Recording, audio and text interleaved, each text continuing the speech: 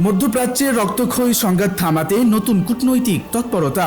একযোগে মাঠে নেমেছে পাকিস্তান ও চীন। অবিলম্বে যুদ্ধবিরতির আহ্বান জানিয়ে ৫ দফা প্রস্তাব ঘোষণা করেছে দেশ দুটি। আর তাতে নতুন করে উত্তাপ ছড়িয়েছে আন্তর্জাতিক রাজনীতিতে। বেইজিং সফরে গিয়ে পাকিস্তানের পররাষ্ট্রমন্ত্রী ইসহাক দার সরাসরি বৈঠক করেন চীনের প্রভাবশালী কূটনীতিক ওয়াং ইং এর সঙ্গে। বৈঠকের পর স্পষ্ট বার্তা, যুদ্ধ নয়, সমাধান কেবল সংলাপেই। তবে বাস্তবতা এখনো কঠিন।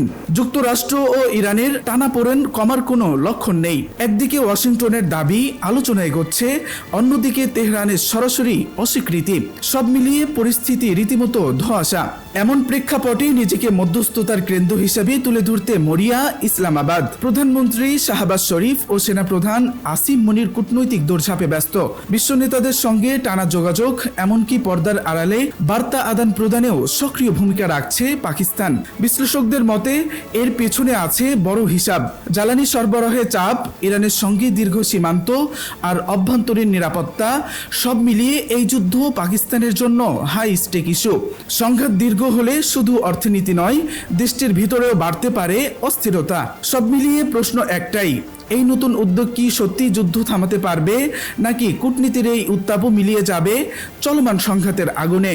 তাহসান সিদ্দিক, নাবা নিউজ 24, ঢাকা।